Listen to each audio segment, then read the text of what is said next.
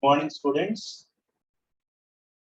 Today we are going to start last unit, that is unit number 6, that is distributed transactions and replications. In this unit, the topics we are going to be discussed are introduction to transactions and replications, system models, what is group communication, concurrency control in distributed transactions. Next one is distributed deadlocks. Next one, transaction recovery. Next, this is the first part. This was related to transactions. Next part is up to next part is replication. In this introduction to replication and passive, that is primary replication and active replication. Primary, that is passive replication and active replication. Coming to the introduction, the first part we are going to discuss here is transaction. Here we know transaction. We have discussed about transaction in DBMS. A transaction is any kind of an action that was involved in conducting business or an interaction between the people. When we are going to bank, fill the form and deposit, you pay the check and you make a transaction. Here, all this is called as a transaction. Okay, this is the general form of transaction. Now let's see what is a distributed transaction. We are discussing about distributed systems, right? So we need to know the meaning of distributed transaction. Here, distributed transaction is a database transaction in which two or more network hosts are involved. Two or more network hosts are involved in distributed transaction. Usually, the hosts provide transactional resources, while the transaction manager is responsible for creating and managing a global transaction. Here, who is responsible for the transaction? The transaction manager is responsible for creating and managing a global transaction and everything. Here, in normal transactions, the distributed transactions must have the all properties of normal transactions, that is ACID properties, atomicity, consistency, isolation and durability, where these properties, the atomicity guarantees all or nothing outcomes for the unit of work. Okay, atomicity is nothing but what is the meaning of atomicity with respect to the transaction? A transaction must complete or should not begin the transaction. Okay, here also they are saying same, all or nothing outcomes for a unit of work. The unit of work is completed, the outcome will be there. If it is not, there is no half measure. There is no half measures here. Okay, nothing or all. Now,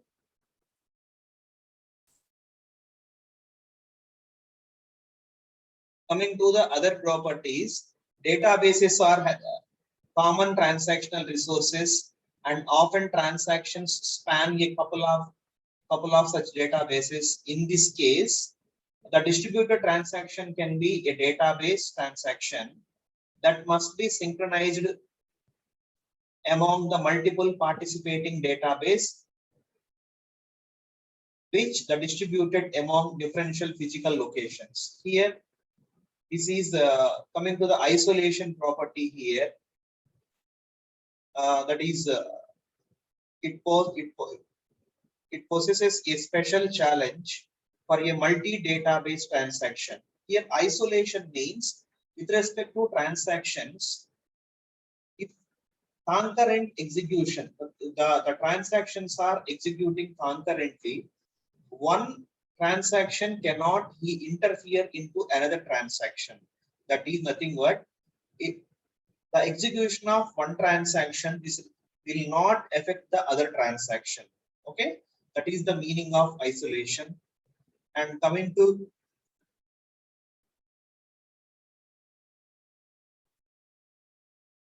This is introduction about the transaction and its properties. Coming to the second part, that is replication. Replication is the process of making a replica. Replica is nothing but a copy of data, a copy of something. Here, a replication is a copy. This term used in the field of varied as microbiology, network, and information distribution. See, the replica, just you forget about all these things. Replica is nothing but same information will be kept at multiple places. Okay. On the internet, the website that has been replicated in its entirety and put another site is called as mirror site. Okay. Here, the mirror site and website, the website that has been replicated, that is nothing but a mirror site. All the information which is available on the website will also available at the mirror site. That is, same information will be available at more than one place. This is called as a replica, a copy of something, a copy of data. Okay. Now these are the definitions of transactions and replica.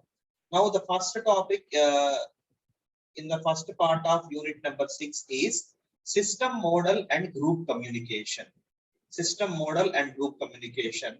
Coming to the system model, it is an architectural model of a distributed system. The system model is a architecture model of a distributed system, defines the way in which the components of the system interact.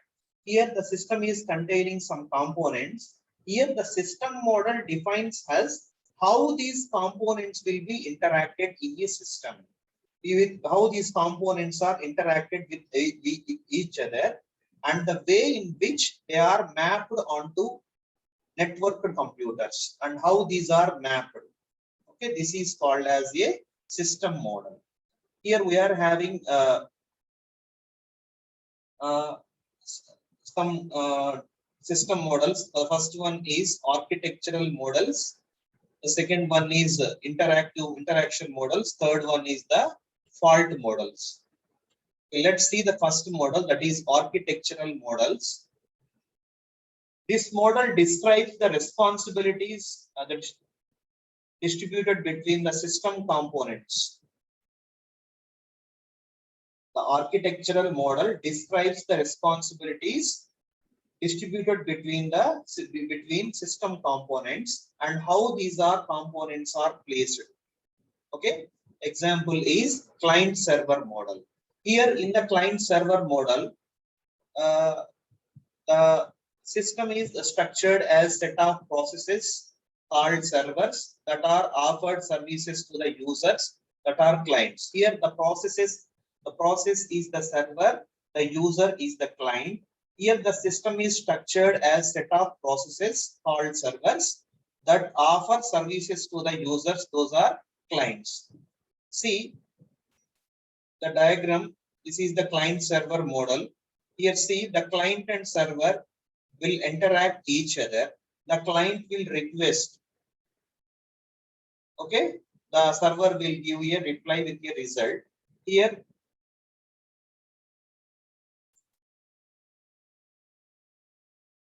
the process, the object is here. To access the object, see the clients are requested, and in a result, see this is a request. Server will give plus. From server to client, it is a dashed lines. From client to server, it is a solid line. Here request and reply between the client and server. The second model is the peer-to-peer model. Here in in client and server model, the two different systems. Here all process in client server model, a process is a server, a client is a user. In peer-to-peer model, all processes, that is nothing but all objects plays similar role. See here, the processes or objects interact without particular distinction between client and servers. Here there is no distinction between client and servers. all systems, all processes are equal. The pattern of communication depends upon the particular application. Okay. A large number of data objects are shared. If a large number of data objects are shared, any individual computer holds only a small part of application database, not because here these are peer-to-peer systems. These peer-to-peer systems communicate with each other and shares the resources, and the processing and communication loads for the access to the objects are distributed across many computers and access links. Here see the diagram here. These are peer-to-peer systems which can see in this diagram. This system is having relation with these two are peer-to-peer systems. These two are peer-to-peer. These two are peer-to-peer. Here in this diagram, all four systems are peer-to-peer systems. Okay.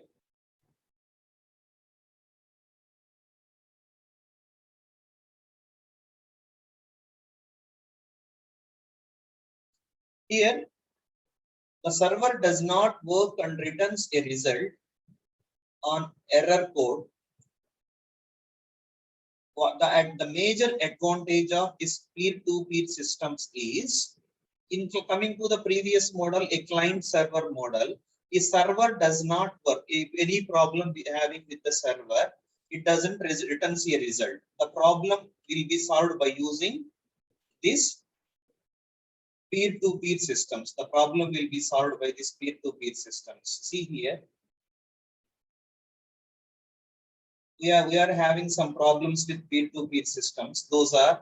These are highly complexity due to cleverly placed individual objects, and we need to retrieve the objects and maintain the potentiality in potentiality with the large number of replicas. Okay. Why? Because these peer-to-peer systems needs to be communicated. There is no server here.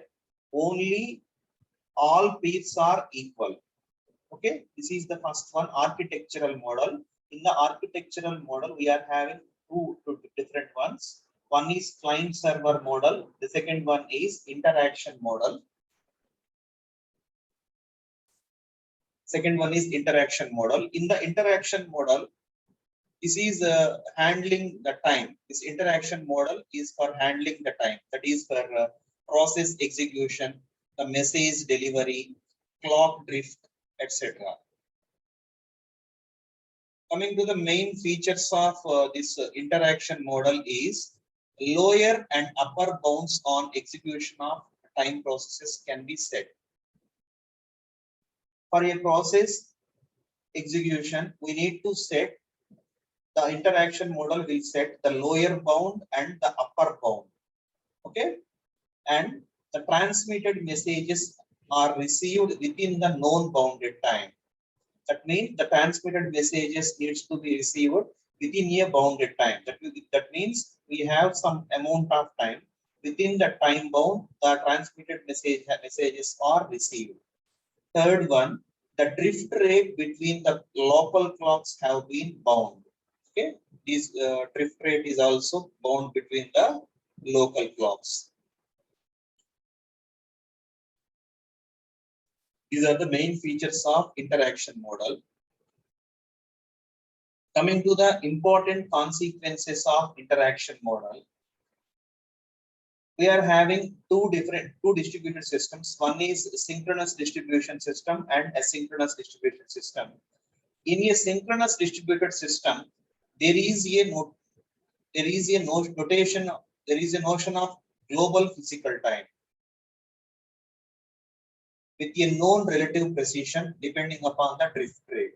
Whereas in a synchronous distribution system, only the synchronized distributed systems have predictable behavior in terms of timing. Okay, whereas in synchronized distributed system, it is possible and safe to use the timeouts. Why? Because within a given bound of time, the message will be received to the receiver and it will get the acknowledgement. Okay, these are the important consequences of interaction model with respect to synchronous distributed system. Coming to the asynchronous distributed system, here many distributed systems, including those on the internet, are asynchronous. No bound on process execution time. Simply remember one point: if there is a bound, on a process execution, it is a synchronous distribution system. If there is no bound on process execution, that is, nothing can be assumed about the speed and the load and reliability of the computers. This is said to be asynchronous distributed system.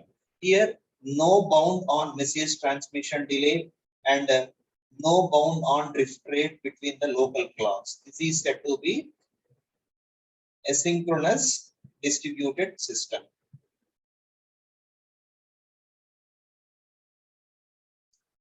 Here, some consequences of asynchronous distributed system are: the first one, in an asynchronous distributed system, there is no global physical time. Second one is, in asynchronous distributed systems are unpredictable in terms of timing. Why? Because we don't have timing. We cannot predict the timing.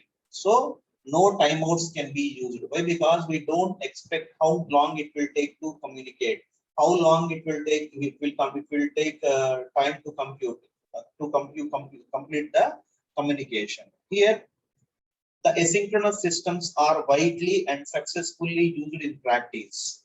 Asynchronous systems are used widely and successfully in the practice. Here, in the practice, timeouts are used in asynchronous systems for failure detection. Okay. Next one, architecture models completed, interactive models completed. Third one is fault models. These are related to failures. The failures can occur in both processes and communication channels. And the reason can be both software and hardware failures.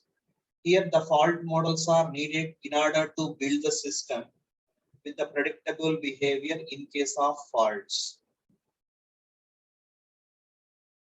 Okay. In tomorrow's class, we are going to discuss about the group communication. Okay. In group communication, see, here, see, I will tell you the introduction about group communication. A group is a collection of process. I told you. A group is a collection. I told you in previous unit in multicast communication. A group communication is a collection of processes that act together in some system or user specified way. Here, the main property of all groups have, when a message is sent to the group itself, all members of the group will receive it. Let's take an example of our WhatsApp group. If I placed a message in your group, all the participants of the group will receive the message. Okay, it is a form of one-to-many communication. I told you, unicast is one-to-one, multicast is one-to-many, broadcast is one-to-all. These 3 points you need to remember: unicast one-to-one, multicast one-to-many, broadcast one-to-all. Here, the first communication is one-to-many communication in group communication. See here, in one-to-many, we are going to discuss about the group management, the group addressing, the message delivery to receiving process, and atomic multicast, group communication primitives. Okay, these are the points to be discussed in one-to-many. Okay, here in this one-to-many, a single sender and the multiple receivers, also known as multicast communication. Okay, see, the first one is group management. The first one is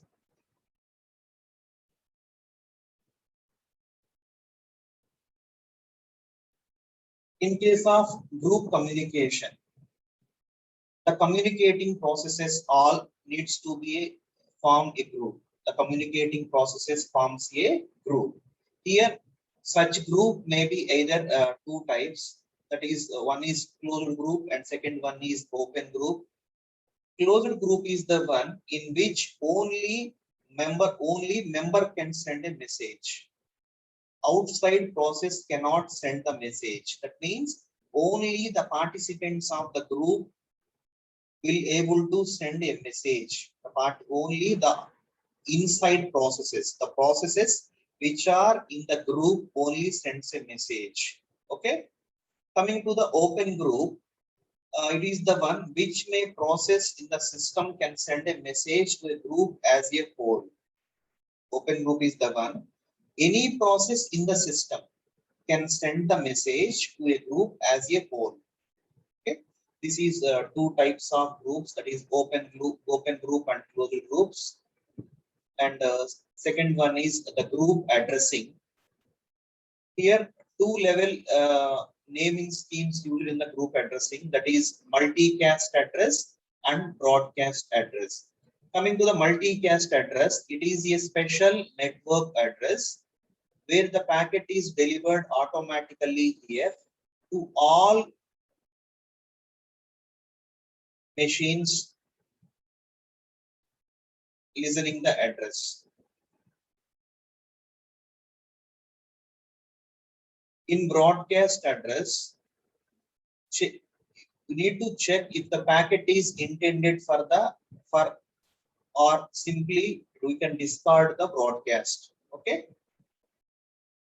In the next class, we are going to discuss about the next topics in the group communication. Okay. Thank you.